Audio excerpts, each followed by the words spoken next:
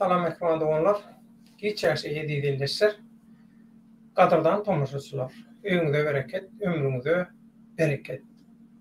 Hereket atly Türkmen Halk Frontunyň ýa-da başgaça aýdylanna Türkmen demokratik oppozisiýa güýçleriniň birleşiginiň informasiýon göreşdäki sosial ulgamlardaky propaganda onlara, propaganda, agitasiýa, manipulasiýalaryna garşy halal halkyň hakykat göreşine ilmin mähbitli goşmak üçin elinden geldiginden sizin golluğunuz sizin bilen bile halky gaýgy edýän, geljegini gaýgy edýän watandaşlar, illeşler, dünýä türkmenleriniň wekilleri bilen bile ýöredilýän Türkmenim kanalynyň nowatdaky günýaly. Bildirişlerde de görensiňiz, eger bildirişleri açan bolsaňyz kanalla ýa-da şu wagt ekrandan görýäňiz. Bizim bugünkü temamız Türkiýedäki Türkmen jinaýatlary. Watandaşlarymyz, ýagny Türkiýedäki watandaşlarymyz näme üçin biri-birini öldürýär? Şuňky inha temamyz bizim. Inni bugünkü temamyzyň esasy alyp barjysy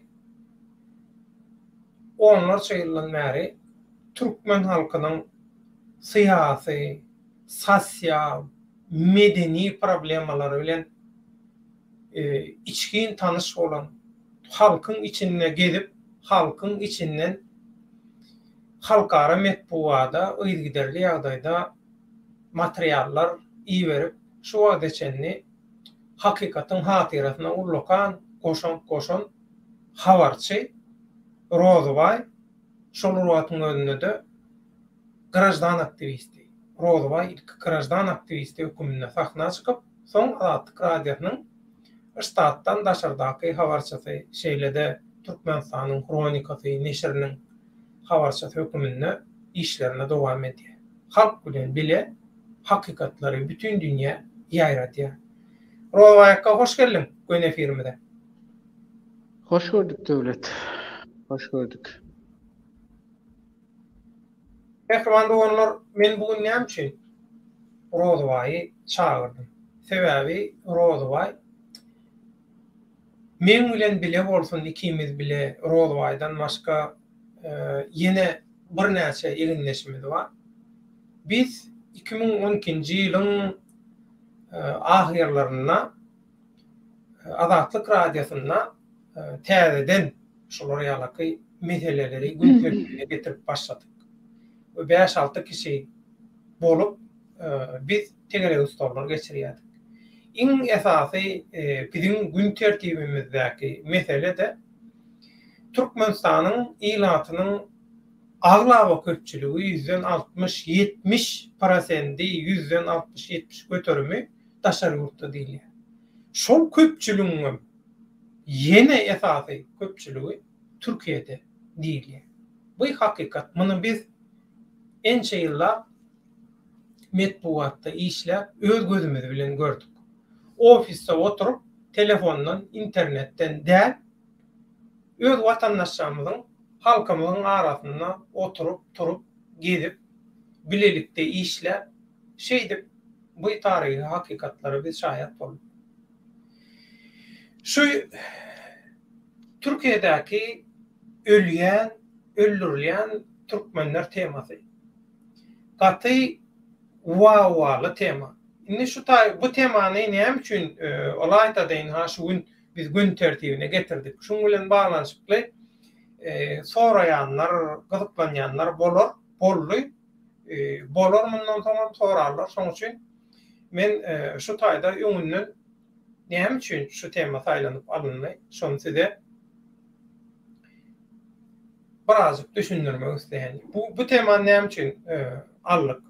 Inha soňky wagtlarda Türkiýanyň hemme media çeşmelerine de birazcık erkinligi bolan metbuat serişdelerine Türkmenistanly watandaşlarymyzyň Türkiye'de baştan geçirýän ýagdaýlary, bir-birini öldürýän türkmenstanlar ýa-da başga ýurdun yerli watandaş ýa-da başga ýurdun watandaşlar tarapyndan öldürilýän, ýitirmedilýän ýa başyna ilginç ýagdaýlar gelýän Türkmenistan watandaşlarymyzyň ykbarlar bilen baglanşykly habarlar berýän käbir çeşmeler bar. Şol çeşmelerde gaty köpelip başlady soňky döwürde. Indi bir işden döwürmezde Türkiýede Rozway ileki eginleşlerimiz bolsun. Şu meseleleri gün tertibine getirip başlamada gaty uly päsgelçilikler, haýwatlar, howplar bilen yüz bolduk. Näme üçin? Ve bundan soň köp esasy Türkiýe metbuatyndan şu habarlar aýryldy. Azaldyrly. Häzir miyekdik çykýar. Ýöne häzir metbuata çykýanlar bilemok filtrden, senzuradan, elekden sypýamy, gatçamy, gözüni açady biler.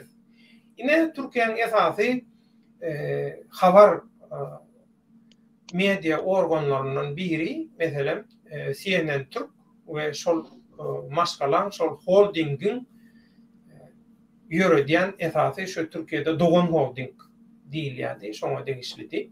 Yadır bilemok, satırlımı. Hükümetin taraftarlarının eline geçti. Tutuşluğunu Türkiye'de hemme zatlar. Şoň üçin men häzir edil dolu aýdyp biljekkä kime degişliliğini. Ýöne men şeýle misal getirecek bolýanlar. Bir media holdinga alýan Türkmenistanlar bilen baglanşykly şular ýalyky kän bir gowy bolmaýan negativ habarlary ýetip görüp bolýar. Ýöne CNN Türkiýaly şular CNN aslında Amerikan mediasından alınan şolaryň wekilhanasy ýaly ýöne girýän CNN Türkiýe bolan mesela taşary ýurtlarda halkara jurnalistika bilen meşgul bolup gören adamlar zatlar bir ýurt bilen baglanşykly bir zat biljek bolsa, öwrenjek bolsa ilki bilen mesela BBC şo taýda wekilhanasy bolsa şol nähili habar berýärkä. Şu mesela nähili çemeleşýär. Näme taýýarlapdyr diýip seredilýär. Ya Deutsche Welle ya da CNN mesela şular Reuters'a habar uluklarda atlaran ba France Press'i olaran ba ýöne umuman şular ýaly telewizioniýa, telekanal ýerlerinde şular ýaly CNN we BBC, soň radioda Deutsche Welle, Amerikan telewizionary şulara bir salgılanylýar da. Ondan inni Türkiýedäki jenaýatlar, Türkmen jenaýatlary ýa-da Türkmenistanlyň watandaşlar Türkiye'deki Türkmenistanlı vatandaşlar deyip Google'dan gözleden wagtyň ýa-da başga ýerden gözledende o habarlara minmetine çıkan o. Ýöne şolur wagtda beýlekilerden bermeli bolan şolar beren okşany. Indi berde näme diýjek bolýan? Türkiýede gaty güýçlü Türkmenistanlyky Berdimuhammedowyň häkimetini gollayan metbuatda da ullukan aýrylgan bir senzura bar. Şo senzuraň täsirine Türkmenistanlar bilen baglanşykly habarlaryň hemmesi senzura edilýär, filtrde, süzgüçde galýar, çengene takylyp galýar. Indi Türkmenistanyň watandaşlary bilýäňiz, mundan 3 ýyl gowrak ýaly wagt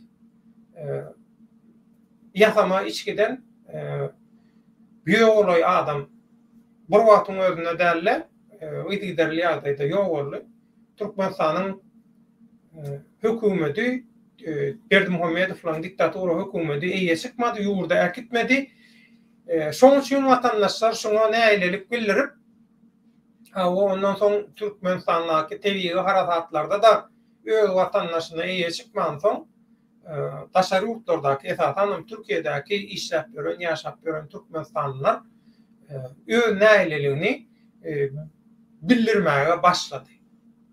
Şonda.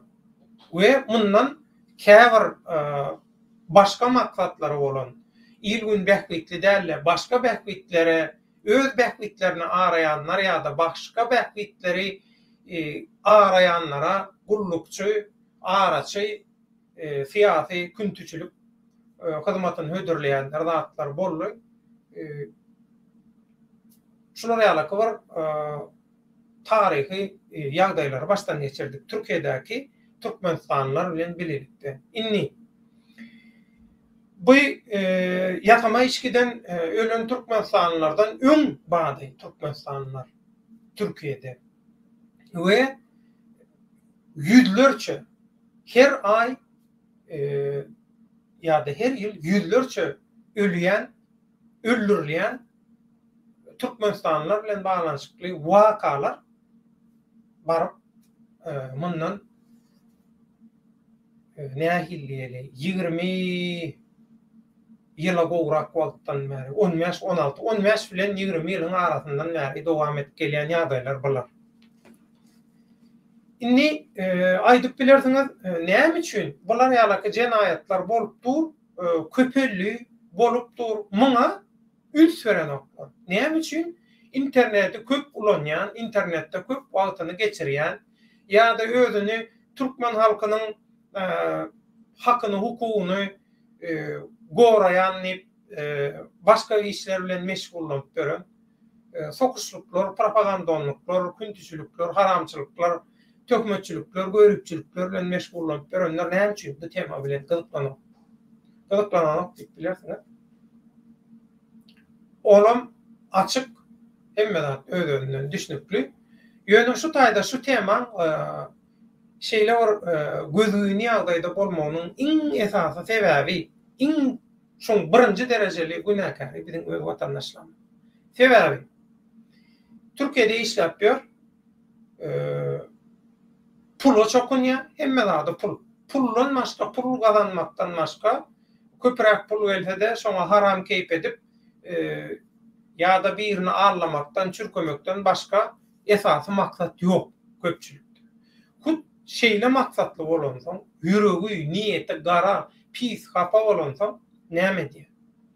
Owadaşyny, etrapdaşyny, kalhozdaşyny, kursdaşyny, klasdaşyny, gullukdaşyny ýaşaňa meňdeş birini çagyrýar. Onuň eger aýan maşgala bolsa, tensiýa udasyndan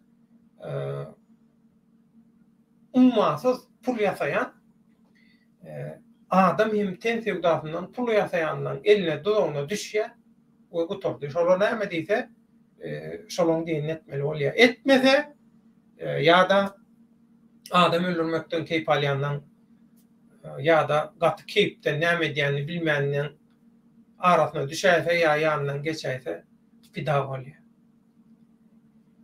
Bizim watandaşlarymyzyň özleri öz watandaşlaryny ýa öldürýär, ýa şolaň ölümine sebäp bolýar, ýa şolaň satylmagyna sebäp bolýar, ýa şolaň çürkelmegine sebäp bolýar.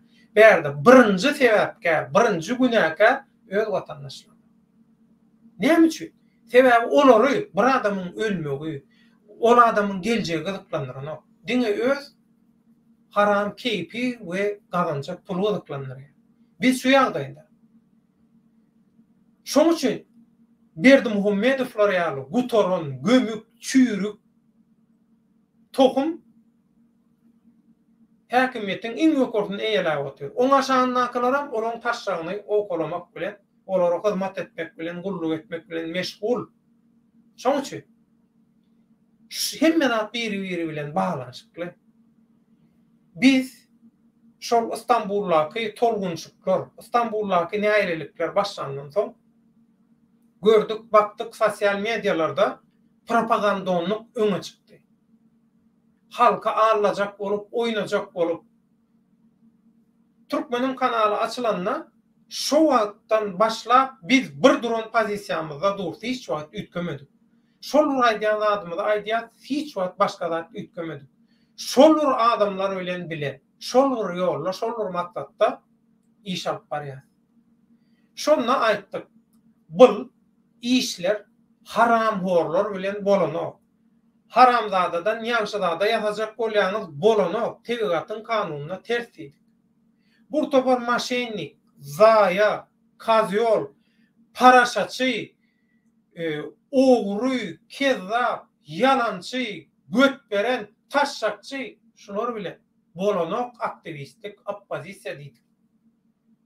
ýöne öz watandaşlaryny öllür diýen, şolaryň ölmegine sebäp bolýan, bilip ýa-da bilmezlikden, ýa-da şolar öldürilip durka, şoňa biýpary way garayan, internetde aktiw bolanýan biziň watandaşlarma näme diýdiler? Suw etirenen bir küýden döwenen bir diýdiler. Halalamyr, haramamyr, ýalanamyr, hakykatan biri gazyklanyryny, bize näme gerek? Birinji gerek pul gerek. Puldan başga da güýmenje gerek, gıýbat gerek, bazardaky nemeler. Awa Türkmenistanyň halkynyň, döwletiniň geljegini ahlak, edep, terbiýe, hakykat, sivilizasiýa, medeniýet, hak, hukuk, adalet, halallyk kesgitlemesin. Gıýbatçylar kesgitlesin. Köşkün garemine öz küntüçülük hyzmatyny ödürleýän aktiv satançylar öň planda bolsun, şolar bir-birini etsin, sokuşsun, ağlasın, etsin, meýsin. Inni biziň başda aýdanda atlamydyň şu wagt başgaçarak görünüşini gaýtalap atýar. Amerikany açan ýalydy.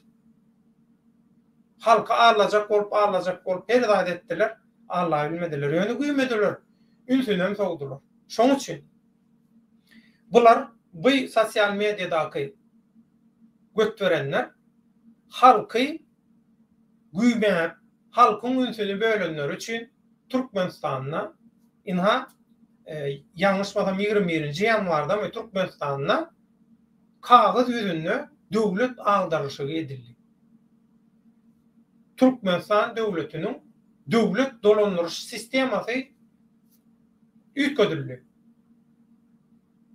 Meclis bilen meclis iki ganatlydy bir öňkü haramda şol öňkü bozan düzgünde täzeden gaýtyp geldi. Näme üçin? Özüni iň ýokarda oturtmak üçin.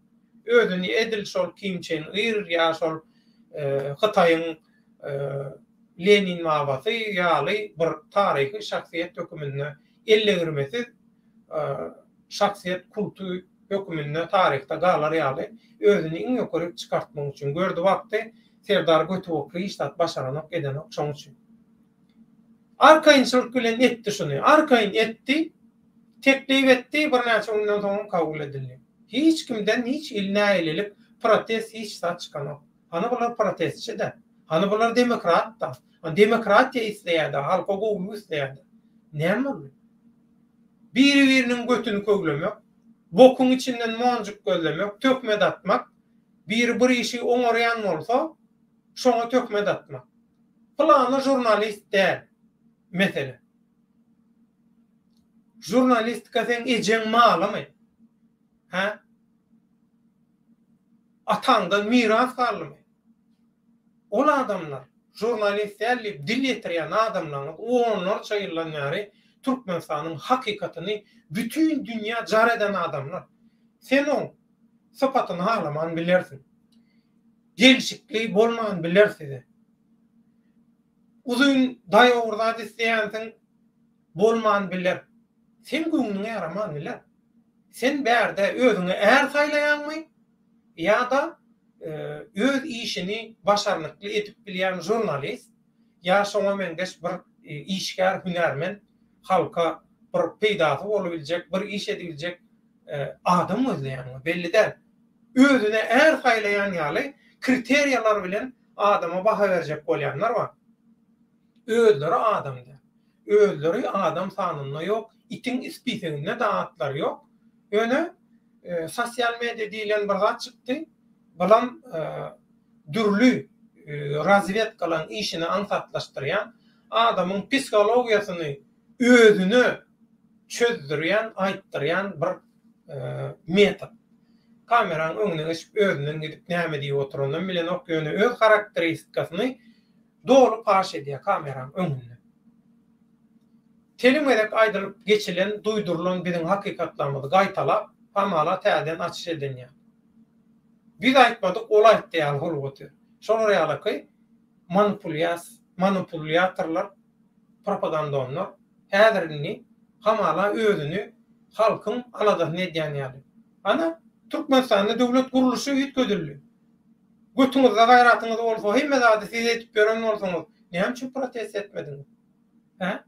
Hökmen köşe çıkmaly ilan zat ýok. Sosial mediada yatyp durýaňyz. Sosial medialar näme üçin aktiv bolanmadyňyz? He? Hiç zat ýazmadyňyz, hiç zat paýlaşmadyňyz. Näme üçin, näme boldy? Ýani hemme işiňizi bitirdiňizmi? Ýa-da paltaňyz daşa degdimi, näme boldy? Şoň üçin mehrumandyň. Siz näme hak etseňiz, siz näme münasip bolsaňyz, şonu alarsyňyz. Şunu ýadyňyzdan çykarma. Ay bol zatlar bilen günümüzü geçirip ýörüs, internetimizi tüketip ýörüs. Awa hakykat bize näme zat diýip bilersiňiz, seretmän bilersiňiz. Ýöne eger kısmatda ýazylan bolsa, Allah Taala da isleýän bolsa, tegetin kanunlaryna da gawat hereket edilýän bolsa, köpçülük götberenem bolsa, bir gysym yürekli, merdin, halal adamyň islegi üçin şol maksat projekt durmuşa geçirilir, şunu ýadyňyzdan çykarma. Ýöne siz pul üçin, haram keyip üçin, haram beklidiňiz üçin, oňa ýallaklap, wagtlaýynça, işiň bitýänçe oňa nemeden olan ol, gowsuran olan ol, beýdip gün görjek bolsaňyz, onda näme bolýar? Häzir size gerek etmedik bolup bilýär, siziň çağalaňyza, doganlaryna aşlaňyza. Ýöne gaty gyska wagtda haramlar hukm surmagy dowam etse, gaty gyska wagtda gerek size siziň çağalaňyza da gelýär. Siziň çağalaňyz ýok bolsa ýakynlaňyzyň, olaram ýok bolsa özüňiziň namysyňyzdan baskalanýa, hemme adam edilýär, gerek gelýär, gaçyp bilmeýän. Haýsy ýurtda bolsaňyz bolaýyn. Ýurdun daşynaklary diýende, esas köpçülük ýurdun daşyna da. Şoň üçin mehrumandyk onlar. Hakykat üçin göreşýän, hakykat üçin ihlas edýän bir gysym adam. Ýöne görewli 47 bilen iş bitirdi. Bolmasa näme üçin görewli 40 000 ýigidi ýok, bolardy istedi. Ya 4 000 adamsy ýok, goşuny ýok. Şoň üçin berde iş bitirmek meselesi sanna del hiline bağlı bolýar hemme adam. Ondan bu propaganda ondan käbir aýdýan zatlary wata ol bilgeçin aýdýarlar olary. Ay olar köpçülük däl, olaň ekranyň öňüne çykýan adamlar köp däl eýle beýle. Indi siziň götberençiligiňiz üçin, siziň götberençiligiňiziň narhyny galdyrmak, siziň götberençilikden gazanýan girdiýiňizi gazanmak, ýokarlandyrmak üçin, artdyrmak üçin hawa biz hakiki iş edip beren sahnanyň arkasyndan eginleşlerimiz satmaly anlaşaýlamy. Kägirini ganyňyzmalyk we kägirini döwlet agir hani bir neme derler, tegele ustola derler, 30-40 kişi bolup çykalyň, ekranda doldurylyň zat diýe. Hawa doldurdun etdiň. Näme peýdasy bar?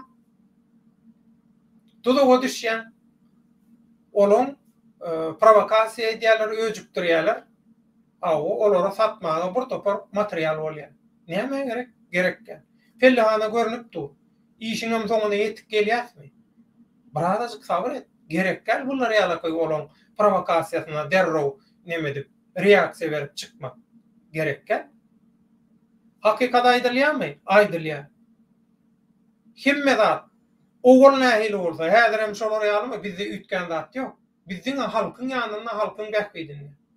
Şoň üçin şu zatlarym göze görünüp durmy? Her kim özüne gereginem alýa bolly.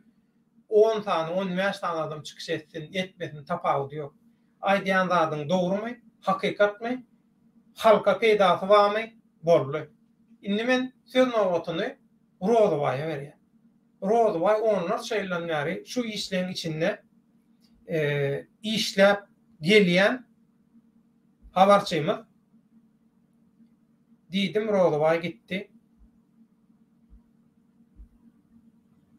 Rozoway kabam Bar döwlet bar. İnternette bir mesele kynçylyklar bardy.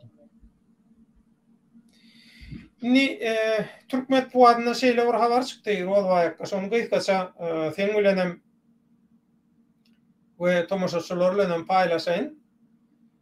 Şol İstanbullu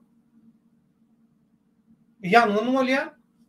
İstanbullu Ataşehir'de bir öýde yangın bolýar, yangın çıkarılýar. Hatta şol yangın çıkarılýar. O yangın çıkarılýan kim?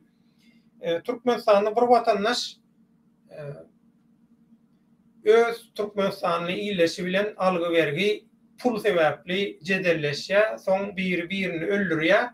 Öldürüp onu nemen aşağına salıp koýýar. Diwanyň ondan soň şo diýä koloniýa diýär-de, koloniýa diýen şo atyr döküp, şoň bilen öýde yangyn çykarjak bolýar. Otlak gidýär ýöne eýem söndürüp geçişýärler. Ol öldürülen Türkmenistanyň watandaşyny tapýarlar. 3 sany şüpheli göz astyna alınýar. Şo şüphelilerin häzir men size atlaryny, familiýalaryny aýdyp berjek. O tanıyanlarınız bardır. Leyla Seyidova, Feruz Yavşukuliyev, Erkin Sökbetov, Gülçehra Kadirova. İnha şolary alakay.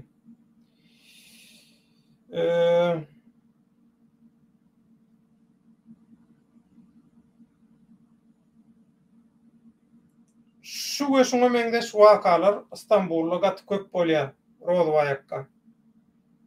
Söz senne. Bu Türkiýedäki türkmen jenaýatlar bilen baglanşykly öňem Azatlyk radiosyna köp telewiziorlar etdik. Hatda köp işleň jenaýatlaryň ýyna da düşüp gördük. O ýöne ol arkanda bir hökümet, döwlet, siýasat durmasa bular zatlaryň ötdesinden geler ýalylar. Sen bu zatlara nähil baha berýän? Rozwayakka söz senne. Döwlet şu tema, asıl şu temanın içinde geçmezden biz şol biraz acaba olsa geçmişten ozaldan alıp baran işlerimizin misalları bilen biraz acık adımları düşündürelim. Belki bunda düşünecek vardır, sonunda da düşünmeyecek vardır. Biz her näçe gynansak da şu ozaldan bolan wakaları düşünürsek bizim için has oňatolaryny ifade etmek pikir edýän sebep şeylere bir düzgün var. Ozaldan gelen käbir dinlemelere göre dep desurlara göre şu Türkmençilikte ten satmak ýaly esasen de şol maşgaly ojagynyň nämesini gorap bilýän jenallarymyza bizim ozaldan şu Türkmeniň dep desurunda Türkmençilik medeniýetinde şeýle sarpa hormatlar gaty uly goýulupdyr da.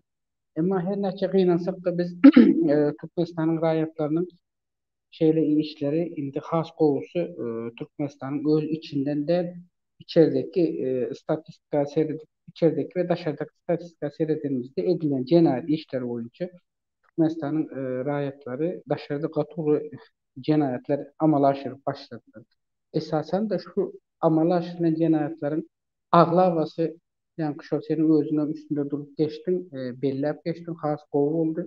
Adam öldürmek, ten satmak veya çağasını näme zıngmak, şolar ýaly zatlar gaty uly has hem köpelip başlady. Bunu biz özüň bilýän bolsaň şol Azatlyk radiosy bilen ara gatnaşykda bolup ýüren döwrümizde de ýyllardyr bir näçe gezek şu öz tegelik stollarda bir näçe öz illeşlerimiz bilen diller dokup dillerimize tüyler çıktı öyle şunu halka düşündürülmedik. Çok bakanlara maydık yardımda olsa. Şular ya cenayet gittikçe köpeler velin emma azalmaz deyip üstünü bellep geçipdik. Şu meselenin öz dinlemesinde de. Şimdi men hazır şu İstanbul'da vaka geçmezden yine bir şol ozaldan kalan bir misaldan bir azıcık nemet verin Niyazıp dövründe. Şu tel satmak bağdaki cenayetçilikli mesele 1996 yılda Türkmenistan'ın yukarı hukuk koruyan idaralarının arasında birazcık özlerinin arasında şeyle nemeler ağzaçılık getirmeye başladı. Yukarı vazifede işleyenler özlerinin ayarlarından daşarı artmaç birinci, ikinci, üçüncü ayarlar tutup onları devlet emirlerindeki cayları geçirip vermek ve onları öz himayetlerinin peydalandırıp onlara yollara yol açıp vermeni birazcık pusat döredde şol dövrde soň bu zatlar şol dören dövründe 96-njy ýylda Türkmenistan şol zalky prezidenti şol Sapar Murat Niýazow baryp degipdi. Şol degen mesele degen makala bu özüne baryp gowşan maglumatdy. Ondan sonra şu bir azacık yanlışmasam şu 96'nın İyul ayında İyul ayında yanlışmasam şol Türkmenistan'ın prezidenti uzaklı prezidenti özünün başındaki yörüte gözükçülük eden Gowrak Edarasy gulluklarının ýokary wezipeli nämelerine şu olar da Milli Howpsuzlyk Gullugynyň düzüminde bolýar. Şolara da buyruk berip şu welaýatlar oýunçyldy şeýle işleri amala aşyrýan, ozalydan amala aşyrýan yol başçıları kimler şunun arkasında başında duruyor ve bunu edyen kim? En sonunda da edyen kim? Ve kim ettiler? Şu arada bütün işlerini devam edip şu cenayetçiliği için bunu almak için bu düğmene basmana ruhsat verdi. Yani operasyon işlerini geçirmeye tutuş Türkmenistan oyuncuları. Son şu Türkmenistan oyuncu geçirilen operasyon neticesinde yaklaşık dengevi işin neticesinde 96-njy ýylyň ahyrynda noýabr aýynda ýa bütün maglumatlar hemmesi şol prezident öňüne baryp düşdi. Şonda da şu Türkmenistanyň region boýunça ýani şu vilayetler boýunça regionlarda birinji orunda o döwürde de sarana işsizlik bir näçe zatlar kän kynçylyklar durmuş taýdan kynçylyk boldy ýöne az onuň üstünden belläp geçjek. Şol döwürlere bakan etjek boldyr, emma Türkmenistan konstitusiýasy olary azat görkezlenmek näçe kynçylyk bolsa da tel satyp gün görmeli diýen zat ýok hiç hili. Ýöne şol döwürde şol Niýazow şol noýabr aýynda ahyrnama berdigini soň Niýazow öňüne baryp bir statistikada şu tel satmakda birinji orunda ýurdum owa. Gynansak da üstüni belläp geçme mecbur bolýan ýöne näçe alajym ýok, aýtmak zorunda. Birinji orunda ýurdumyzyň şol bizim Lewap welaýaty birinji orunda durdy. İkinci orunda Ahal welaýaty durdy. Ahal welaýatynyň Aşgabat şäheriniň içi durdy. Göz öňüne getirip gör. Üçüncü orunda Mar welaýatynykiler. Dördüncü orunda Daşoğuz, beşinci orunda Balkan welaýatynyň. Balkan welaýatynyň zenanlary şu tel satyp cenayet işini amala aşırmak boýunça yani o döwürler üniversite ya Priton diýilen zatlar ýurdun içinde köp amala aşyrlar. Dese ýurdun daşyna kän çykmak diýen zatlar o döwürlerde kän bir näme däldi. Olar ýaly bir göze eýilip duran ýöne şu meseleler yani şol daşar ýurtdan barýan firmalaryň Türkmenistanda iş eden firmalarynyň ýa-da daşar ýurtdan Türkmenistana barýan ýük awtobus şoförleriniň şu welaýatleriň merkezlerinde şol döwürdeki çäklerde awtobuslarını park eden ýerlerini welaýatyň içerisinde şolar ýaly işleri amala aşyryp bilýän ýörüte aýallaryň baş tutany şol awtobus parklaryna ýani awtostoyankalara ýaş gelin gyzlary özleri maşyn bilen eltip ýa-da öýlerine çagyryp şeýle işler edilýärdi. Bunun üstü açıldı. Bunun üstü açıldı ve operasyon düğme bastırdı. Has basmalet inden bir davay bağırlamalı değil. Bağırlan daskanal nämet güvelin ahırında onun birinci başta durmasında şol velayetin prokuraturası özünün elinin varlığı çıktı. Ondan sonra İçeri İşler Ministrinin öz elinin varlığı çıktı. Şol döwürde yanlışmasam Muhammed Nazarow'tun Türkmenistan Milli Howpsuzlyk Gullugyny Muhammed Nazarow'un öz elinin işin nämesi çıktı bu zatların içerisinde gepin kıskası doğrusunu açsam ýöne şol döwürde her welaýatda şeýle iş amala aşyrýan şol ýani şu döwlet edarasyna arka bilip şeýle ýaşajyk gyzlary welaýat şäher içerisinden hem däl hatda öýrendek etraplardan hem getirip şeýle tel satmaga mecbur edýän ulu mukdarda pul hödür edip ya söz verip şeýle tel satmak ýaly Cenayet işten amala aşırma mecbur eden şol döwürde de Türkmenistan'ın raýatlary boldy. Indi olary etraplardan getirýän kimlerdi? Mesela uzak etraplardan getirecek bolsaň olaryň yol pulusunu tölemeli ya taksi gitmeli, taksi gitsem ýörekde şol husus taksiçiler gidip ekelýät olary. Olar hem ekelip şol bellenen adrese koýýar, şo taýdan soň şu şäheriň merkezinde kalıp ýani şol ýörekde domlarda, käbir domlarda bolan Python domlar bolýardy da, Python domlar. Şo Python domlarda şeýle işler amala aşyrýarlardy. Indi şol 96-njy ýylyň noýabr aýynyň 18-inde men şu taýda bir zat belläp, şol men häzir gaçjak zatym olaýar özü bar, şol eden jenaýet boýunça oturubam çykdy. Adam tutup oturjak da onun çağılary var, aktyklary var. Olara men kän gara ýüklemek istemok, alajym ýok. Ýöne tanıyanım üçin. Şol aýal 1900 şol döwürde 1966-njy ýylda dogulan aýal özü aslysy Lewap welaýatynyň Däne etrawynyň ýaşaýjysy, Daýha birleşigi hemme zadynda bilýän adresler de var. Ýöne onam aýtjak. Emma gynansak da şol Lewap welaýatynyň Turkmenabat şäherinde Turkmenabat şäheriniň Komsomolsk diýip, ozalky Komsomolsk dwareskyny şo taýda özü şo taýa gelip özü de hatda şol döwürde adam bilen oňuşman, adam bilen resmi tarapdan, ýani resmi tarapdan aýrylman nikadan adam bilen boşandym edip şol 2 ýyldan bäri welaýatyň Turkmenabat şäheriniň Komsomolsk ýani Dwaresky mikroraýonçasynda şeýle işleri bu amala aşyrdy bu aýal.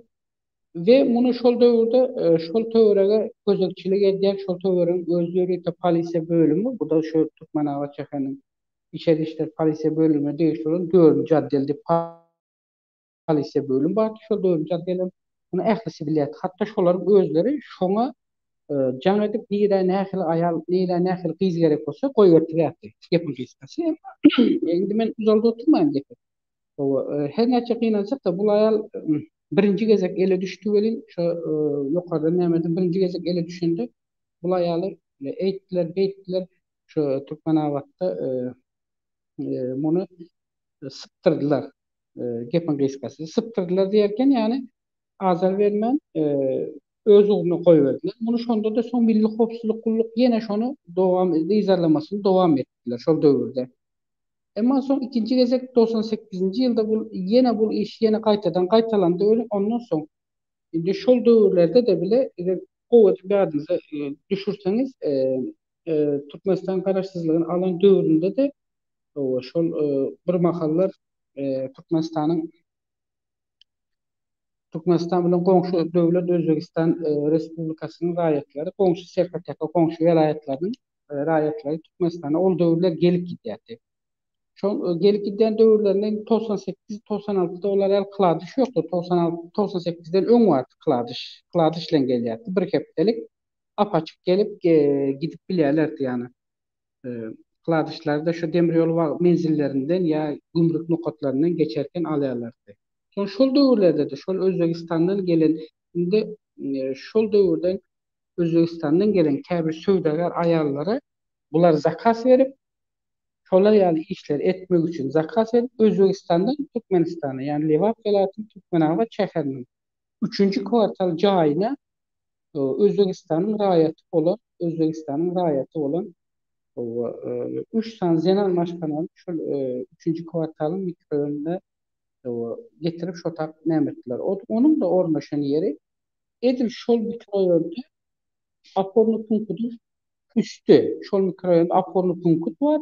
Aporny punktynyň üst katyndaky etajda bu işler amala aşyryldy. Yani munyň diýmek istedigim ýani munyň izni deriňelip gidýär.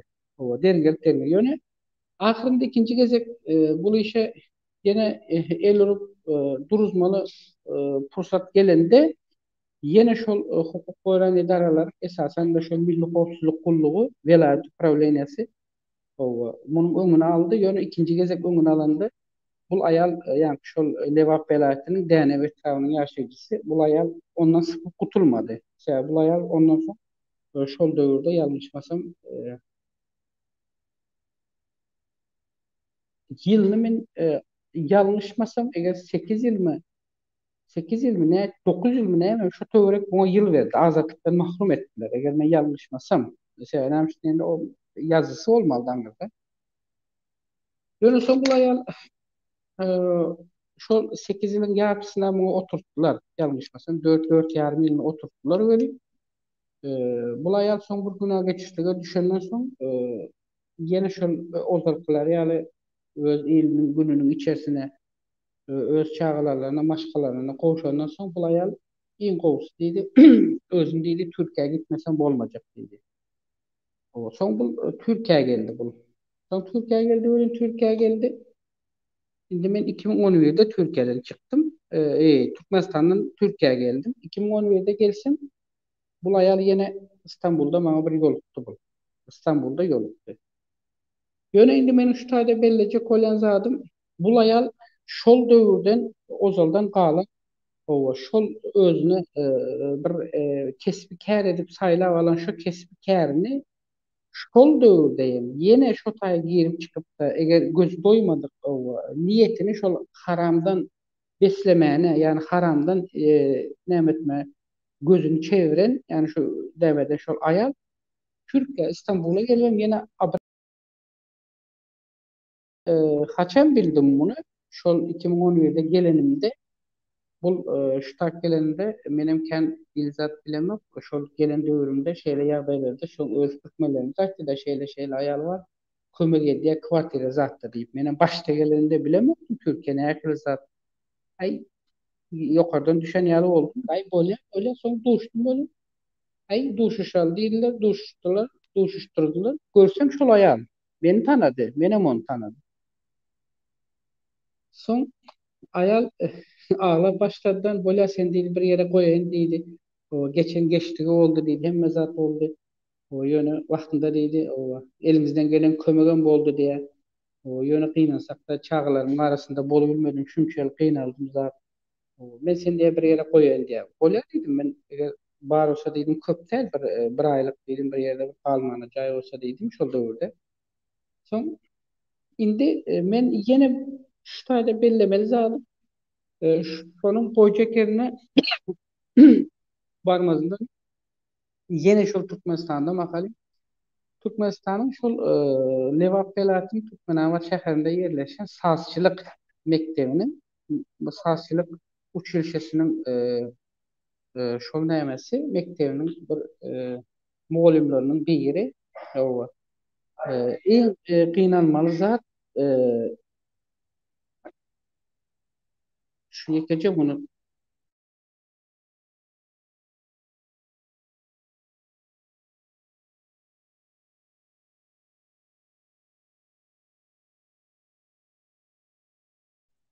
bağışlarsınız ön geyren çıkan kəm bolýar dene şular ýaly men hiç gaty binjelik edýärler. Neyse, esas tema geçelim. Ondan soň şol mektebiň direktori, şu sazçylyk mektebiniň bir direktori, muallimi.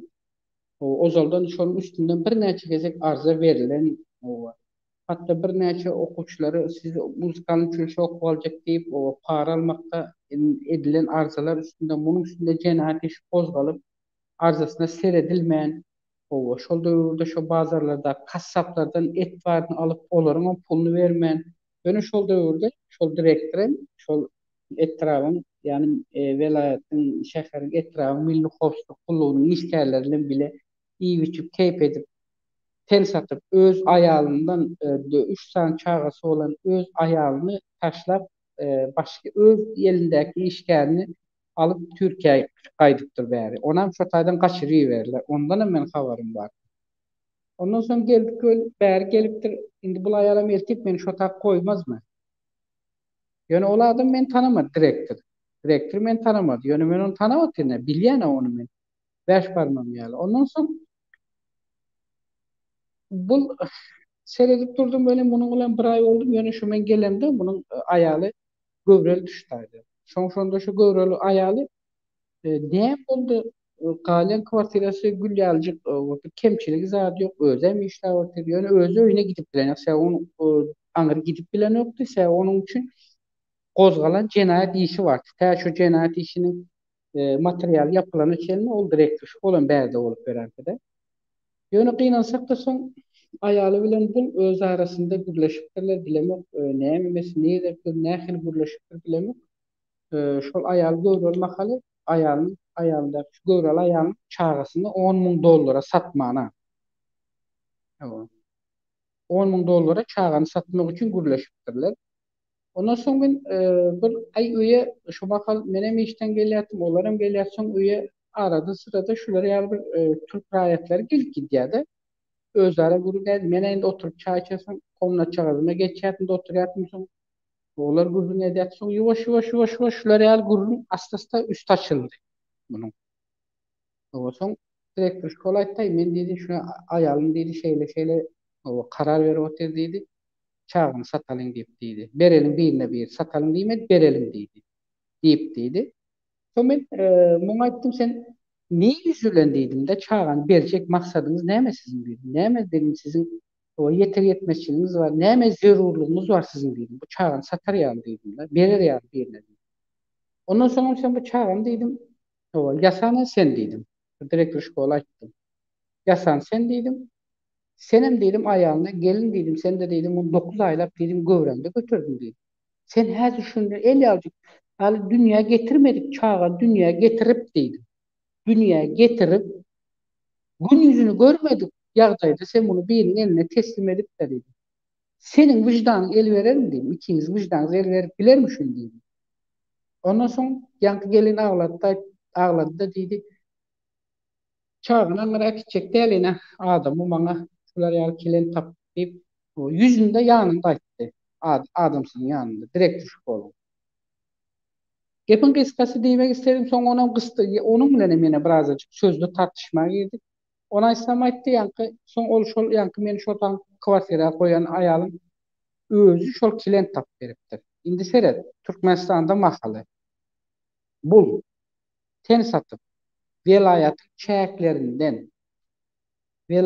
çäklerinden, ýani etraplardan, oğulardan ýaşajyk durmuş kurup aýrylşan veya durmuş kurmadyk gyzlaryň ten satdyryp şähere getirip, ten satdyryp ýokary wezipeli adamlaryň ýorganyna dykyp şeýle jenayat işini işläp geldi. Onuň temelini, onuň hakyny ikinji gezek ele düşende aldy. Emma şonuň bilenem kanagatlanman ýene ýurtdaşyna çykyp Türkiýede şeýle iş amala aşyrdy bu aýal. Indi men bunu diýmegiň sebebi şul. Indi men näme üçin bunu mysal getirdim? Bunu mysal getirmemin sebebi ene şu İstanbul'da ýanky sen aýtdym, ýanyp ölen aýal barada.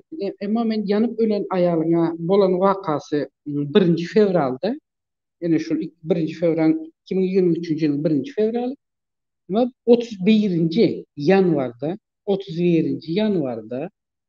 öz çağasyny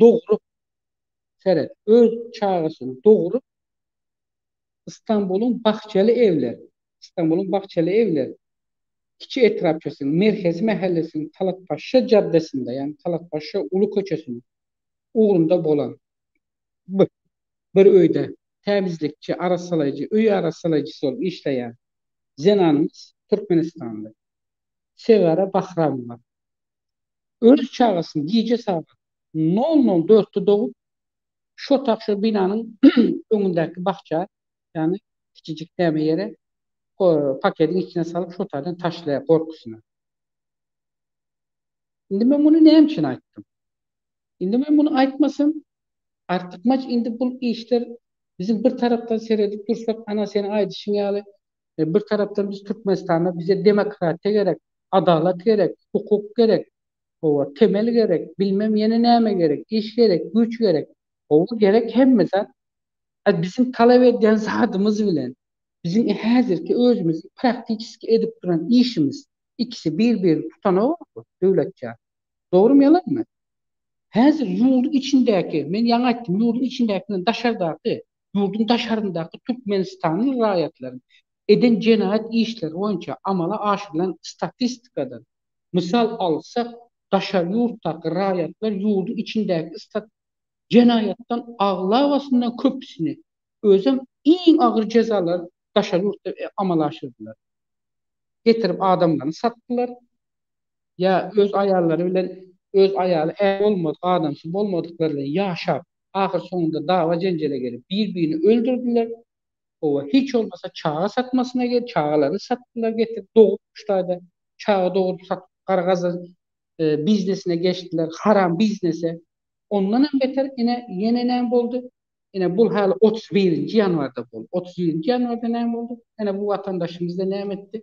Çağırsız doğup gece saat 4'te doğup o barıp işlerin önündeki ulukatlı binanın önüne aşağı koyuyor. Şimdi bu yerde de bu kozgalan cinayet işleriyle bağlı olan meseleler elbette Türk polislerinin elinde vardır. Savcılarının yani prokurorlarının elinde vardır. Şimdi bizim elimize geçen yok. Ben bu arada sadece şunu sana da koyuverdim yardımda olsun.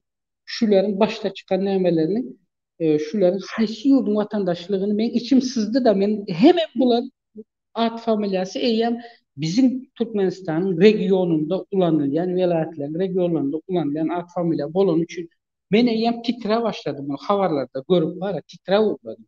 Artık Türkmenistan'ın arada verilen cinayetlerin Türkiye'de amalaşılan cinayetlerin içerisinde Türkmenistan vatandaşlarının kolay kolay kabir yerlerde atlarından birini var. At familyasının. Dine baş harfi adının familyasının baş harfini haysi yurdun vatandaşlığına aitman koyuyorlar. Sebep bulan buyruk kimden oldu? Yani aklında atoğru elini uzatıp bura önündeki telpek giydirip, don giydirip koyup durdular. Yine şoların buyruğu ulan şu Türkmenistan adı geçmesin, yöne oğlu haysi velayetten, haysi yurttanlığını kimliğini bize malumatını bize özümüze yetir bol biz özümüz çözeriz diyen fikri bilen yine şeyle Türk haber verici serişteleri de artık bu memelere geçiyor uğradı. Ova. Indi bundan beter şu 37. yanvarda bolan vakadan son hali bir gün eyyem bir gün 1. fevralda ne oldu? Ana Ataşehir'in Mevlana Mahallesi diye yani Ataşehir İstanbul'un Ataşehir Kiç etrafçasının Mevlana Mahallesi'nin Elmas Köçesi'nin 4 katlı binasında bolup geçen bu yangın. Bu yangın mesele. Bu yangın meselesinde de ölen kim? Bu da Türkmenistanlı Leyla Seyidova. Vakanın bolan yerde üyün eyesi, asıl şol üyün eyesem kim?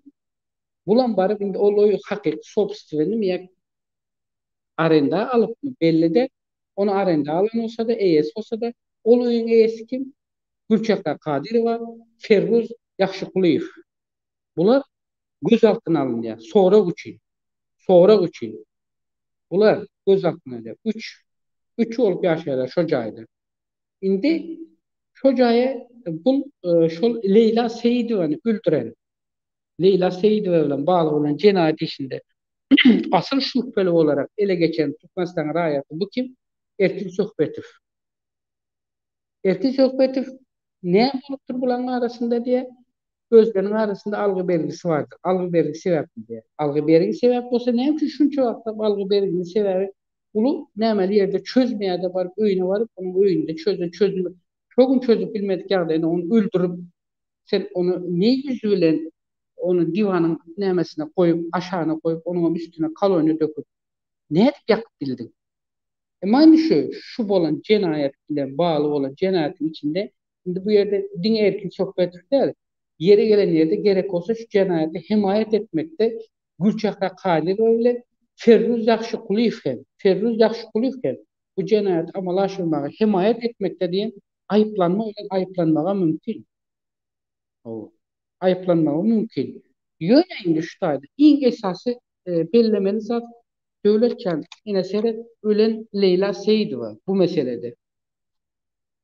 Şu Leyla Seyidova ölen makalın Türkiye'nin yörükte cinayet aktarış hem de şu Türkiye'nin medik sifet polis denemelerinin şu cinayetin bolan vakanın bolan yerine barındı. Leyla Seyidova'nın ölen yerinde şotayda hem şu kaloni şuşesinin görüp onun varlığını bilip ota dökülenin analizini elemek ekspertler ondan da şaram Leyla Seyidova'nın boğazının çep tarafında hem kellesinin çep tarafında kesikler biliyorsun şu ölünün yanında balta hem bıçak varlığını suud ederler. Göze ona götür. Bu yerde bu iş vahşilerce öldürmekle amalaşılıyor. Vahşilerce öldürmek demek din algı beri için değil o. Vahşilerce öldürülmek dilen cenayet işi amala aşırılan olsa o yerde ve şu Leyla Seyidova bilen Erkin Söhbetowyň arasında Leyla Seyidova bilen Erkin Söhbetowyň arasında hökmany suratda ya e, dini ýagdaýda ya da gaçak ýagdaýda yani ruhsatsız olsa da öz aralarında bir maşgala gatnaşygy bolan ýagdaýdaky cenayet işin amala aşırılandygyny görkezip durdy. Kaçında heley yani ayalı erine veya er ayağına şeyle bir hıyanatçılık işler amala aşırılandı. Bu eyyem adamın canından geçip bu cenayet iş amala aşırılıyor. Bu yerde algı beri diyen zat pul için o zat bolanı. Eğer pul için bolan olsa davnım Leyla Seyidova gerek olsa bunu bula olan erkin söhbet gerek olsa hükman suratta Türk polisiyasına da verir. Ya erkin söhbet özü gerek olsa algı belgisi için şunu Türk polisiyasına şikayet edip arz edip bir türlü bir yoldan bular öznämesini alarlardı. Ana şula olan şu. Erkin söhbeti. Owa. Indi menin bular ikisini hem aytmamın sebebi görün adamlar, vatandaşlar, raýatlar indi men canımdan geçenim için aýdykdymda bu wakanın iki wakanın bolmasının arasında bir gün var. Bir gün. Daha bir güne bolmaýar. Eger sagada ursak bir günem geçen yok. Bir güne geçmen iki waka birden emele geldi. Bu näme diýmek? Bu çağany öldürüp yo näme zımmak bolýan ýeriň öňüne. Yo, bu vakalar gazetde, medyada, metbuatda çıkkanlar. Çıkmayan onlarca tane var. Dine İstanbullu. Yurdun beýlek yerlerine aga oturmaga gerek yok. Men indi şonu diýen, menem indi häzir şonu aýtjak bolanyň sebebi o indi şular ýaly derejä gelip diýrenen olsa Türkmenistan vatandaşlary, yani raýatlary, biz özümüz şular ýaly derejä gelip diýrenen olsak, onda bizim kıynansak da ben üstünü basıp o üstünü basmağa da mecbur olan öyle bizim talep eden hükümetten, haramhor, haramzade hükümetten, korrupsiyonlaşan diktatör rejiminden bizim talep edip duran adaletimiz, hakikatimiz, o hukukumuz, medeniyetimizi kaytarıp vermesin veya bize yaşayış şertten dönüp vermeli değil. Ver diyen, talep eden taleplerimizin hepsi çöpe çıktı. Çöpe gitti. Çöpe gitti. Biz şu zatla talep etmeden biz ozal öyle özümüze erk edip bilmesek, özümüze erk edip bilmesek, eğer islendik bu Türkmenistan raýaty, şu Türkmenistan konstitusiyasında görkezilen maddelere layıklıkta, özün medeniyetine ve tarihine, medeni kulturuna, hem de Türkmenin ahlak tabına gelen derecelerdeki kebir meselelere özüne hormat koyup şoları erk edip belli bir derecede hormat koyup bilmedik ýagdaýynda sen eýem başka birinden bir zat talep edenin peýdasy ýok. Yalan mı? Peýdasy ýok. Ine men indi häzir şular näme üçin aýdym? Hani mundan bir näçe ýyl ozalam biz o ýadyma düşýän olsa beýleki ildeşlerimize o döwürlerde azatlyk işaret bilen döwürlerimizde. Şol ýadyma düşen Türkmenistandan getirip tensiýodasyny getirip çakýarlar barada şeýle nämeni maglumaty berenimizde nähili jykyna basdy. Azatlyk näpdi? Bularyň hökümet näpdi bizi? Ýadyma düşýärmi? İkisi birden el kaldırdı. Biri şu materyal, şu temada şu materyal koy olsun edelim diye durdular. Yadına düşen olsa. O beylekileri anırdakları olsa elinden gelen hücum ettiler. Çünkü şunun içinde hükümetin öz elinin bağırlığı belli oldu. Biz talep ediyoruz. Neymiş? O bizim ayarlarımız. Ben bu yerde hem mekime ya bütün ayarları ben karılacak olamıyor. Bu yerde Türkmenistan'dan gelen halal hakkına, halal kazancıyla giyicesini gündüz edip birinin aşağının arasala ya yatan balnoyun öýünde enesine atasına etmedi hizmet şuýda edip çağalarına maşgalasına halal hak bilen pul kazancını edip maşgalasına koyup duran raýatlarymız var. O ne için biz o raýatlarymızda bular ýaly derecede haramlyk edip ýören raýatlarymız arasına koşup garalalım. Şuların yüzüne olaryň garalanmasına hakkı var mı? Yok. Hak yok. Rozva yakkan. Seret dekabrın ahirine yakın Tekirdağ'da 2 tane doğan Türkmen. Ağacan Mevlamov 35 yaşında, Begenç Mevlamov 29 yaşında. İkisi cedelleşe, ikisi doğan, ece kaka bir ganı bir doğan. Cedelleşe, Ağacan Mevlamov 35 yaşındaki ağası, 29 yaşındaki intinin gözüne bıçak sokuyor. Ne buyur işte. Yine sana cinayet. Yine adam adama doğan Ol, rayet yine mehrin nerede? Yine mehir müşülündü. şoň üçin diktaturan ýenjek bolsaň, haramzadalyň häkimetini ýok etjek bolsaň, ilki bilen agdybirlik gerek. Agdybirlik üçin adam bolmak gerek, adamçylyk gerek, rehim gerek, wyjdan gerek. Adamçylykdan çykan dogany pıçaklap, dogany öldürüp öz watandaşyny dogany bolmasa da hiç tanamadyň adamy öldürme mümkinligi günä. Bular ýalaky zatlary antatlyk bilen edip beren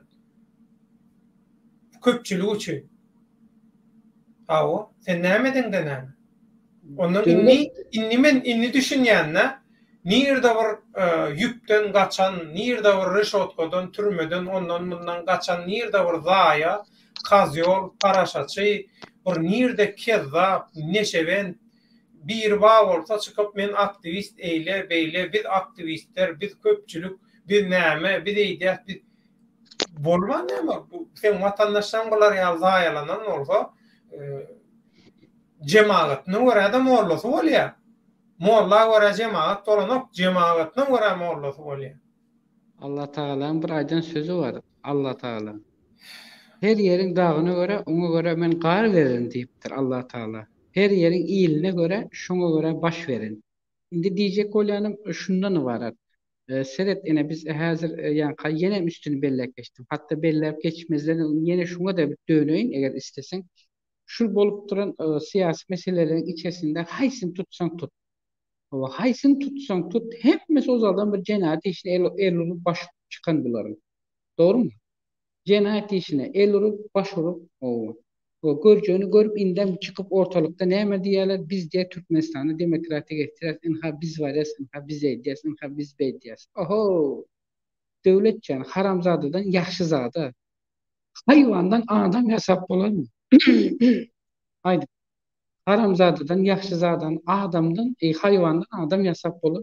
Bolmaýar. Men aýtmadymmy? Men sana näçe ýyl bundan aýtdym. Ine bular indi diýdim, seretde dur diýdim. Bularym diýdim, öz götüni özler açar diýdim. Ene siýasatyň kün toýunlygy ene bul bu. Ine kün toýun diýip bunu ozaldan uğrama ýere aýtmapdyrlar. Atalarymız, babalarymız kün toýun diýip.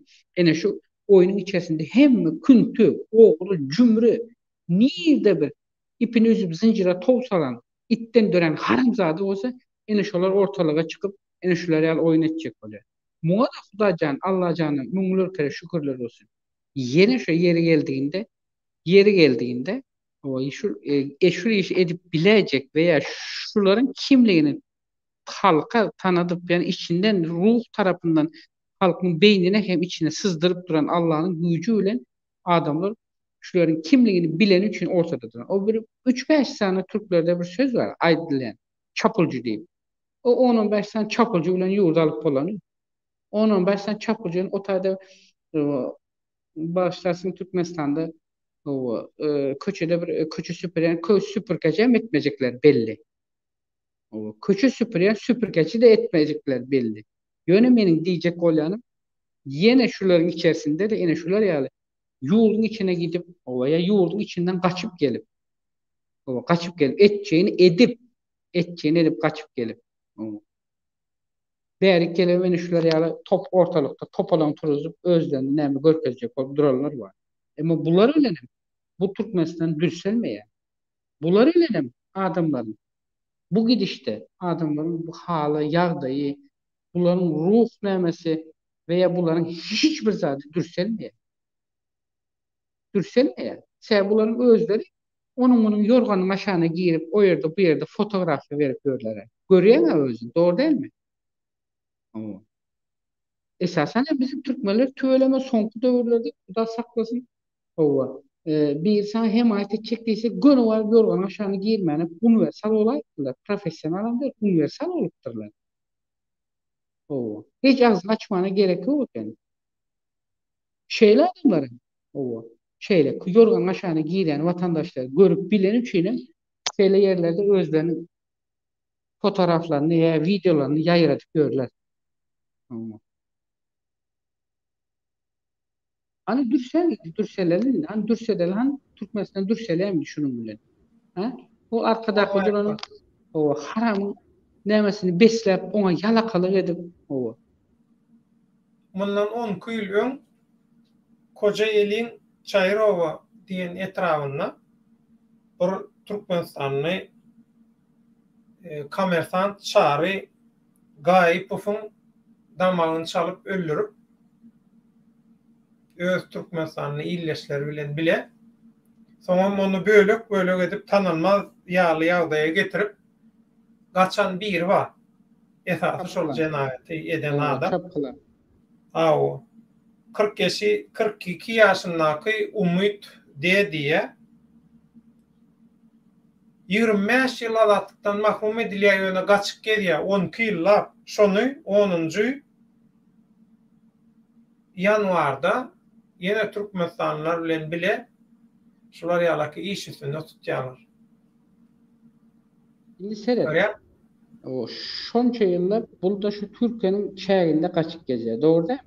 O Yönü, Türkmenistanlılar o. bilen bile. Yönü seyredildi. Eğer şu an isteyen olsa Türkiye şu an bir ay içerisinde değil.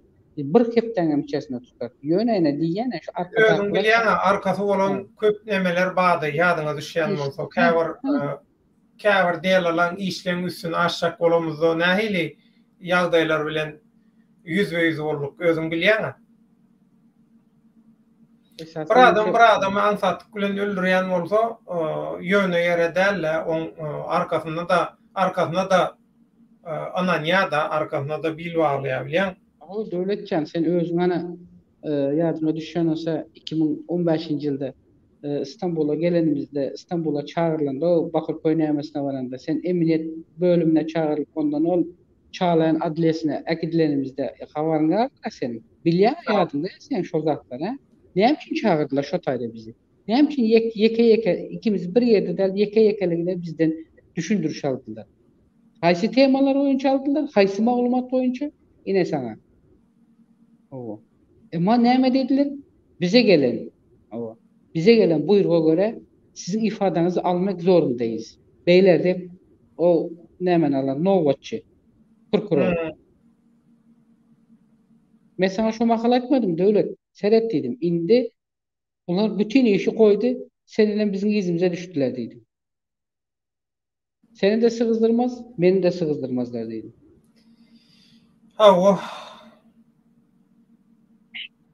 Antalya'da 25 yaşında Döwlet Babaýew diýilen bir watandaşymyz öz bile ýaşaşyp gören söýgülisiniň agasy tarapyndan 15 ýerinden pyçaklanyp öldürilýär Antalya'da. Öz söýgülisinin ağası tarafından. Yine buyur. Al sana gerek olsa. Bir haram et bağışlarsınız ildeşler, dinleyiciler hemmenizden ütünç soraya. Yönü aytmalı değil söz ayda otayım. Bir haram et 50 gramcık et 50 gramın çıkan yok şol. Şol haram et üçün adamın canına kastedi otayım. Hani bizim Türkmenliğimiz, hani bizim insallığımız, hani bizim Hudadan korkanımız. Ha? Hani siz zenan olsalar da, zenan maşkala olsa da, şol da özümüz bir adamı, şu zenan maşkalayalı eneler bizi dünyaya getirendir ya. Şu zenan maşkalayalı doğullarımız var, karındaşlarımız var. Yine seyret. Yüzüne seyretsen yüzünde sıfat yok haramlar mı? Sıfat yok yüzünde.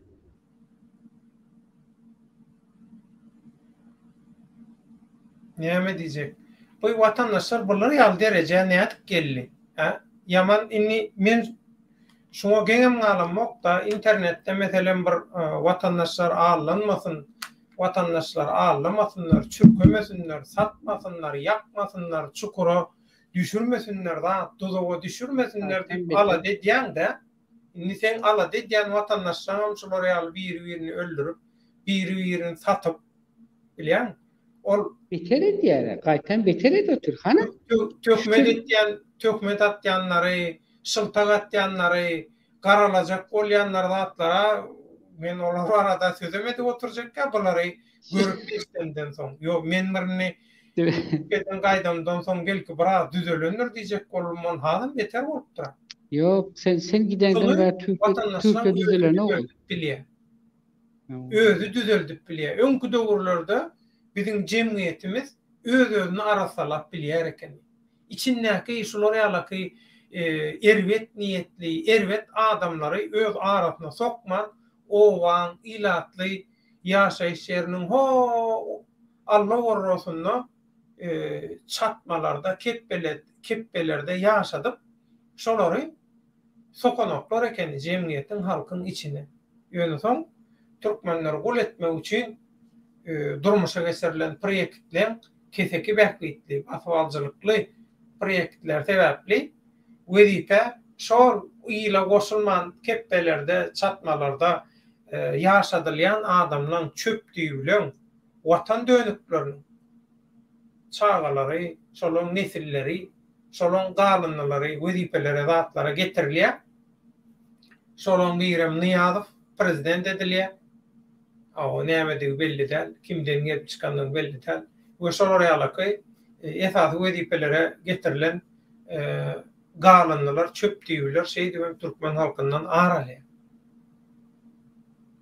Netije şundan bar.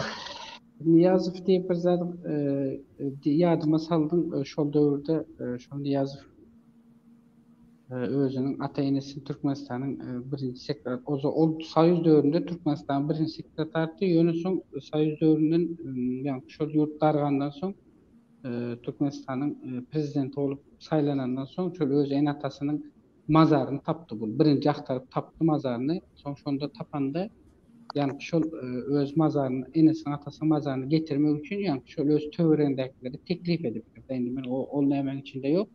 Ýöne şolaryň içinde bolan ýaşlylaryň aýdyşyna göre, o ýaşlylardan käbirleri bar häzir hormatly diňe alışda ýörler. Soň şolaryň bir aýda şonda şol ýatan er ýakty bolsun Abdaga Fakir aýdypdyr. Hormatly prezident hökman getirers, o mesele däl ol, getirip näme ders.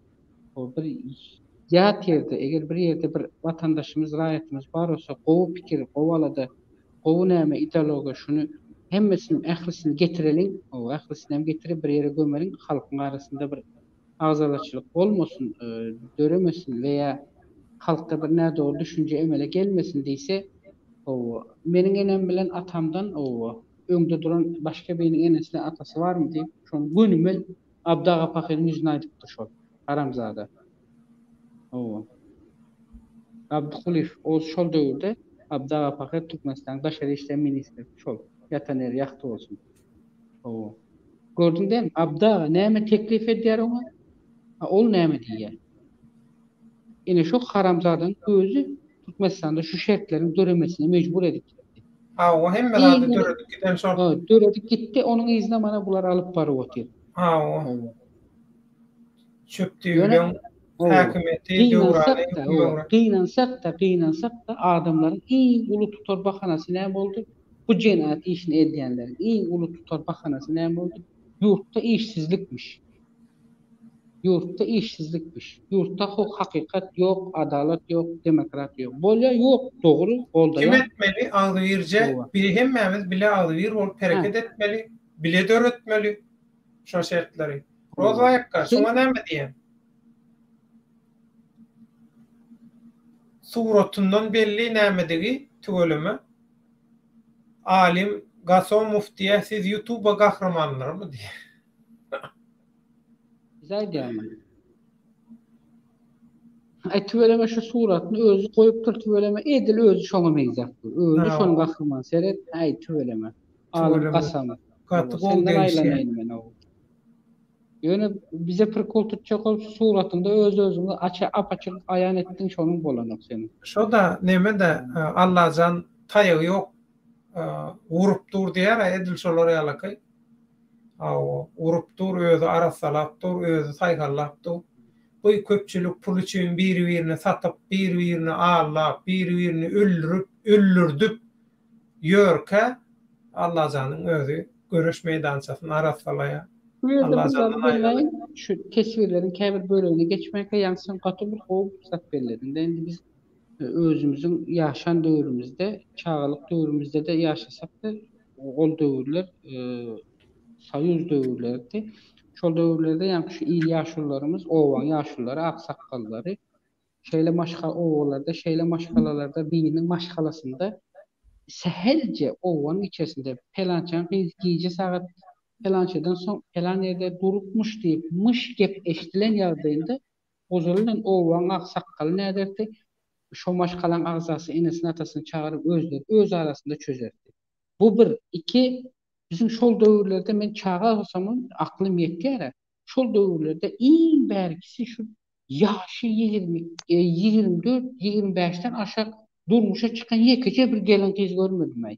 Hemmesinin başında ýalyk jagazy, uzunca koýunjukları, ayaklarında o düýe ýumurdan, koyun ýumlaryndan örülen jorapçyklar, dışda ýazda her türlü o ýöne şol döwürde ýakaly köýneklice, broşkoluje, o şol döwürde ýaşan zenallarymyz bar. Häzirki döwrüň bir sivilizasiýasy bolmasa da şolar nähili ýaşap geçen, o nähili durmuşlary başyndan geçiren hemme şertlere kail olup at awryn orak geçen türkmeninde şolaryň ara döwletçän eger aýagyny aşagyny ýalasaňam az bar. Aýagyny aşagyny ýalasaňam az. Emma häzirki döwürde ene sivilizasiýa da boldy. Hudaýa şükür. Gördük bar sivilizasiýasynda. Ene internet de var. Emme zady gördük. Owa indi näme etdik? Mektepde doğup ýörler. Mektep gutarmanka äre baryp ýörler. Näme?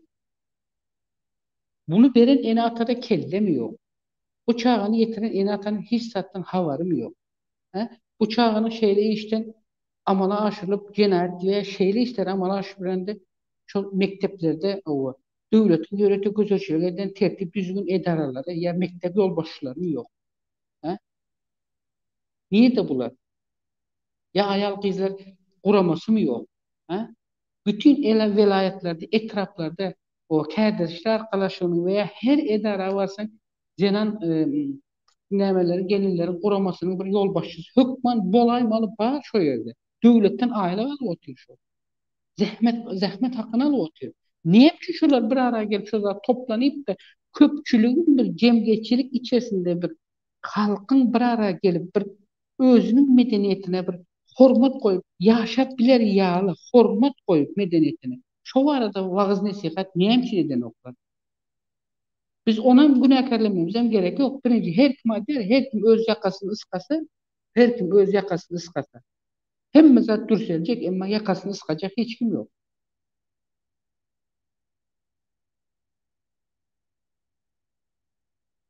Ay, döwletçän näme diýen artık.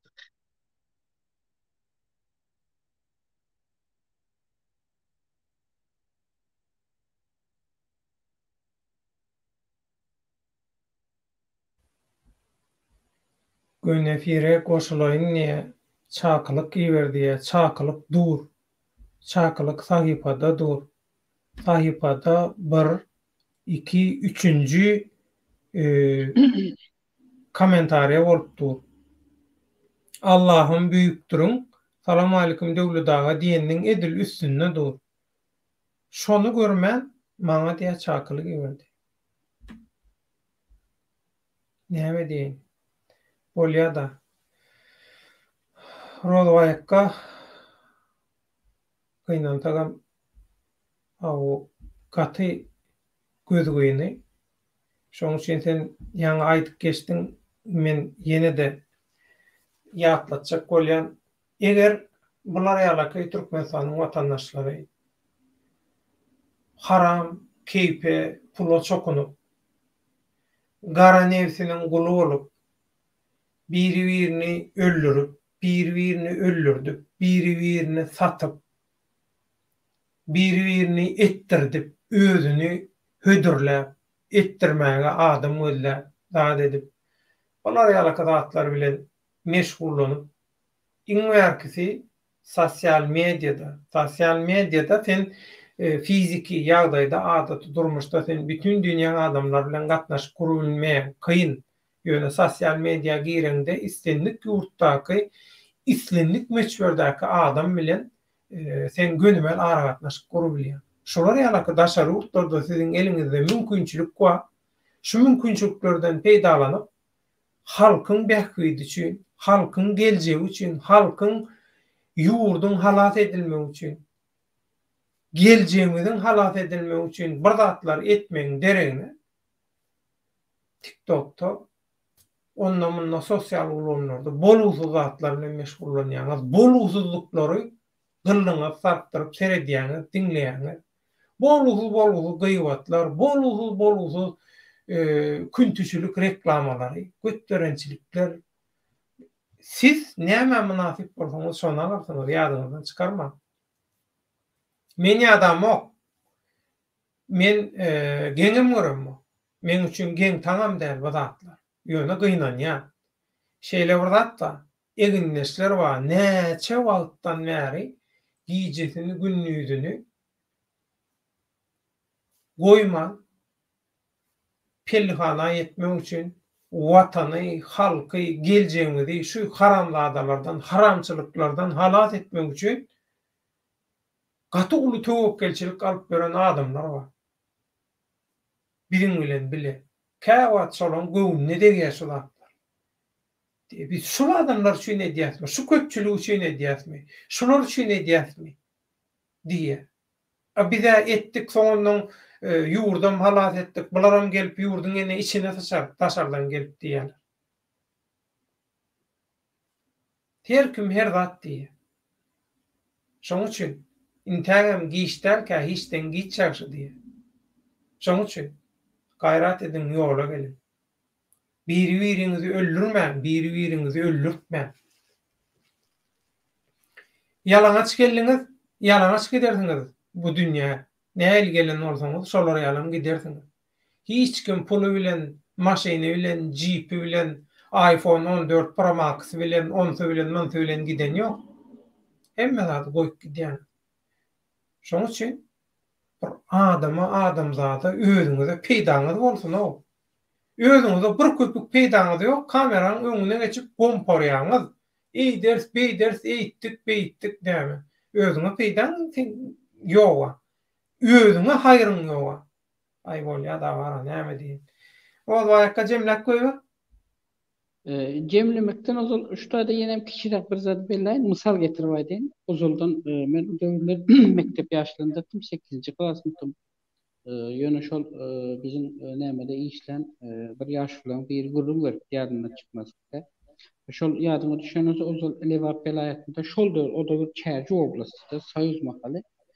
Şol Çerji oblastynda ýadyma düşense köpçüliň içerisinde şol Çerji vilayetiniň vilayet prokuraturasynyň bir süýçüsi bardy, Halima Rozunbaýewa diýip.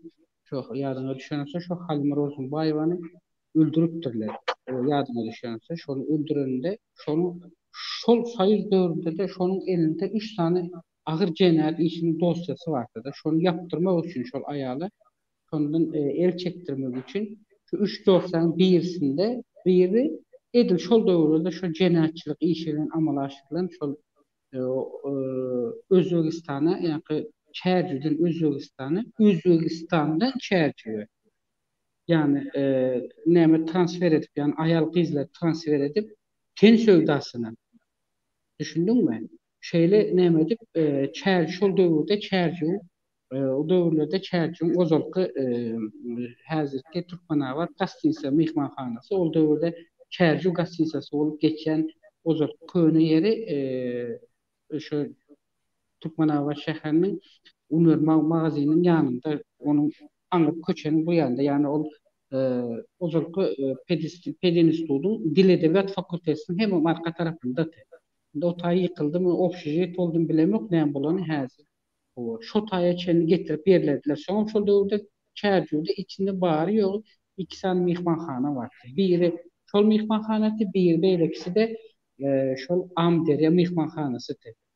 Şu Soyuz dövründe şu tayları ki getirip ettiler, bunu eritip tıkanların içerisinde de şol cenayet, şol dövrde de amal aşıranların asıl özleri yine şol e, Türkmenistan İçeri İşler Ministerliği de. İçeri İşler Ministerliğine değil, son Levap Bela İçeri İşler Palisse yani bölümünün öz işgərləri, sultanlıklar ve şoma benzeşlerin, o tövrendekler, ahırında şu cenayet işi amala aşırılmasın, üstünü açmalı, şu etmesi, şu yok ortadan kaldırmalı deyip maksada gelenlerinden sonra Halime Rozunbayeva'nın öz yaşayan şu Türkmen şehrinde öz yaşayan kvartirasında barıp boğup öldürdüler.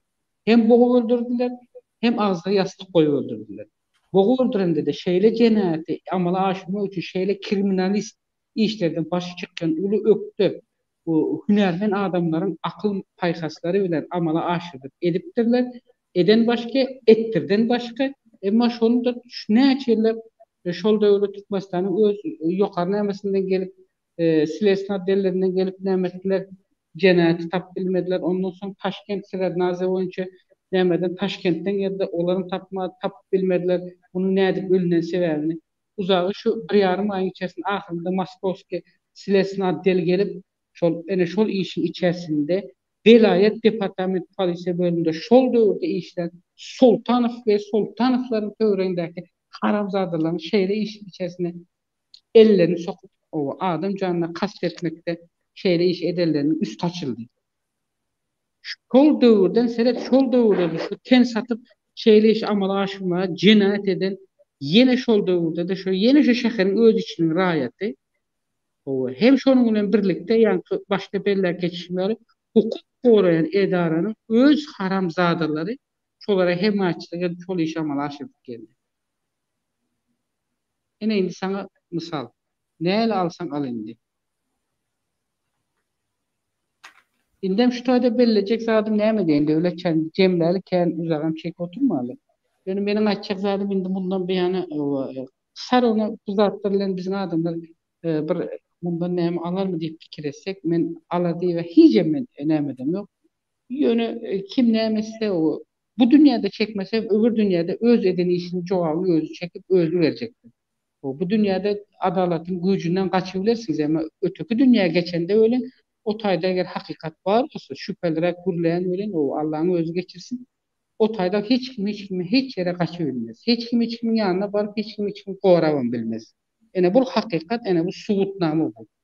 O yöne diyecek olanım eğer esasanın hem erkek cinsiyetinden olan hem ayar cinsiyetinden olan eğer iki tarafta hem ayar hem erkek tapavut iki tarafta şu bilinizden aşağınızı berkire tutup özünüzün medeniyetinize ve o değerinize, desturunuza kavat gelen iş edip başarıp bilmeyen olsanız aşağınızdakine berk tutup bilmeyen olsanız çotaya ıkçamca.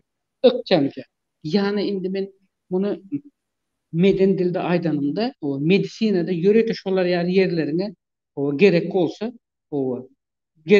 medisina ennemeleri bilen hizmet veren yörete lukmanlar var. Barın şu tağa. Barın şu tağa şu medisinada şol orada size medisina lukmanları kömek versin, hizmet etsin size. O beyninizi, ruhunuzu bir arasında tutun. O ruhunuza, beyninize tesir etmesin. Tövrenize, maşgala ağzınıza, iyiliğinize, gününüze, çağınıza kara getirmen diyecek o yani. Erkeği de urgaçısı da tapavut yok bana. Men bu yerde adam ayırmaydım yok mu? Bu işler artık nemeden çıktı devletçen. Yani diyorlar ya poiz demir yolda düştü artık diye. Düştü battı batacak yerine. Bu katı ervet maskaraçılık. Halı bundan bir iki ay önce gördüm ha o Türkmenistan'ın gayetleri var bu Özbekistanlılarla yine şolar yani maskaraçılık. Sosyal medyada çıkıp ay bu Özbek'in suratını paylaşıptır Zena'nın bilmem yine ne ediptir.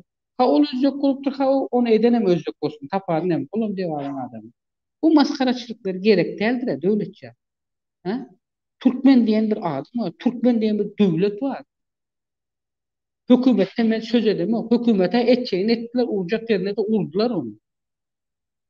Türkmen diyen bir devlet var diysem Türkmen döwletini emele getiren toplum var, toplumsal kitle var. Bir adam değil ya, 10 adam değil, 100 adam değil. Bir nece adamlardan ibaret olan adamların o sizin üstünüzde veya uların üstünde sizin de hakkınız var. Yani demek istediğim yani onun avrayını kara getirmeyin. O da Türkmen, sen de Türkmen. Etnik olarak başka millet olabilirsin. Ama sen şol devlette yaşayamıyorsan, sen şol devletin medeniyetine, tarihine, devine, desturuna göre kıvaptaş gelyen, durmuş şartlarını yaşap, sen şu tayda, şu kanunlar esasında sen şu toprakta ömrün geçirme hakkın var senin. Yine devletcan, ne mi diyeyim? Hey, böyle alay.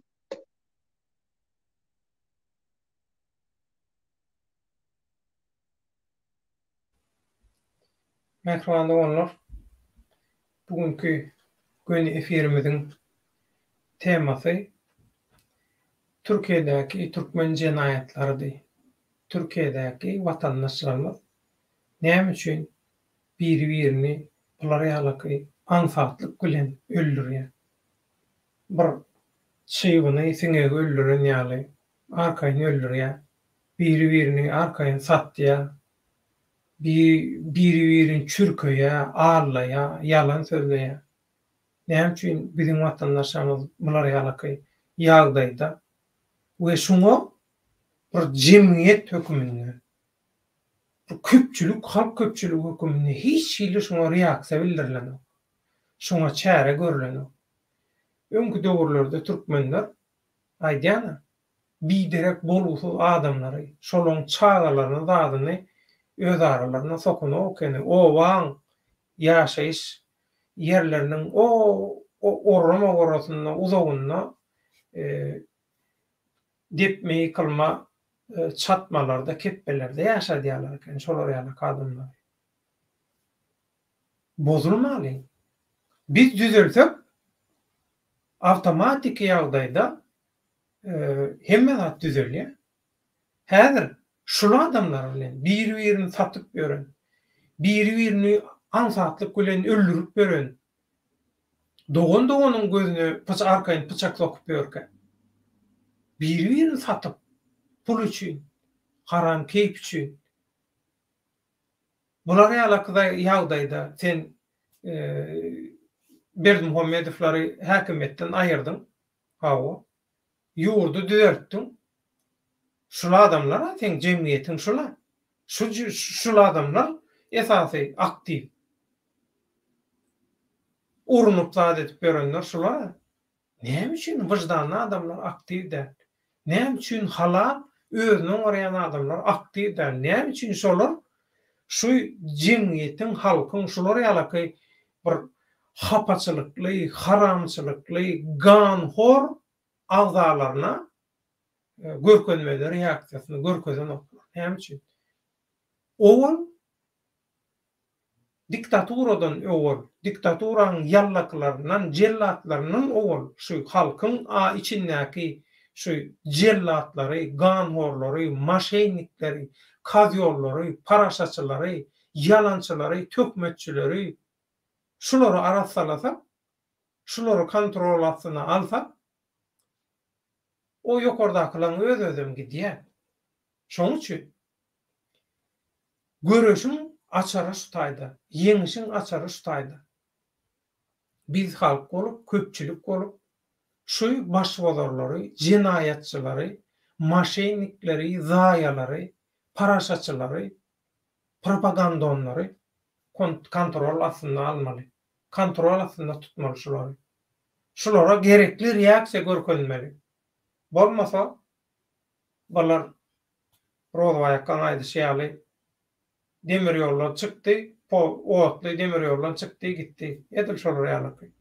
Şoň üçin göreşe goşak bolýan ortaňa haramçylyklara, jinaýatlara bir watandaş höküminde, bir insan adam höküminde öz reaksiýaňyzy görkezin. Sizden haýyş. Ýeneki efir duşuklarymyza şenni köp sag bolun, Allah ýaryňyz bolsun. Rozaýakka ullukan minnetdarlyk. efire gatnaşanyň üçin aslında bugünkü efirin temasy ýa-da hemme zady sen inisiatiwaň, sen çeken zähmetiň bilen boldy. Şoň üçin taňa ullukan taňryýarkasyň rozbaýakka. Sağ ol hemen bile yakasın. Devlet bu menin inisiativam, menin zahmetim değil. Bu bütün edil menin ya düşüncede olan bütün raýatlarymyzyň, ildeşlerimizin hakkı, onların zahmeti nämesde. Onların ideologiyasy diýip men hasap etjek. Özüm barada men hiç sade düşünjegem değil. Men özüm barada düşünsem bu zatlara kelle aratmama gerek kalmady. O men ýöne özümizden soňky geljek neslin şeyle haramlıkların içerisine girmemezliğini veya gelecek nesillerin şeyle haramlıkların içerisinde pida olmasınlar deyip şoları öňüne almak için şu nämen orta attım. Bolmasa benim için bu zatlara gerek yok. Men kellem ağlatacaktan o aslında ýöne nädeýin alacım yok.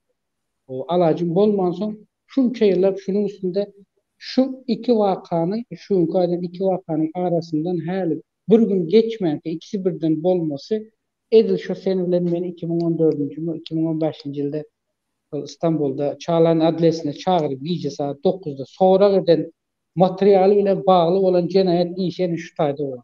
Bize ya o tayda siz nereden aldınız, nerede aldınız, kim verdi size bu maglumatları? Siz ne için bize kontrol ettirmeden böyle maglumatları aşağı nämelerine sızdırýanyz deyip o bize näil hayvat atacak olarlar. Ine bu yerde seyret indi özleri berip başladı. Türk medyasının özü. Näme etjek?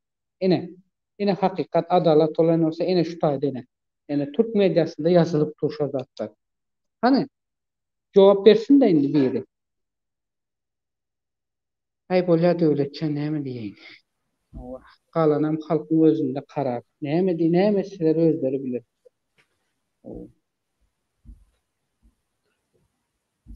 Men gurrunlaryň arasynda kommentariýalarymy goýdum. Iň soňky kommentariýamyzdan şoý Garajoglunyň köp sag bolun döwlet rozbay hakyň eskerleri, ýigitler, mähkemen illeşler baryňyza şükür hemmäňizi biri bar öz penatyna taklasyn gijeňiz rahat bolsun. Ine şu ýagşy dile bilen efiri şuňky gönýärimizi jemgyýet mähkemen dualar üçin. Allah ýarkasyn. Ýeňi şu ýerde görüşýänçek Allah ýarňyz bolsun. Hoş sag bolun. Saglypda görüşelim. Hoş sağ ol ildeşler. Gijeňiz rahat olsun hemmäňiz.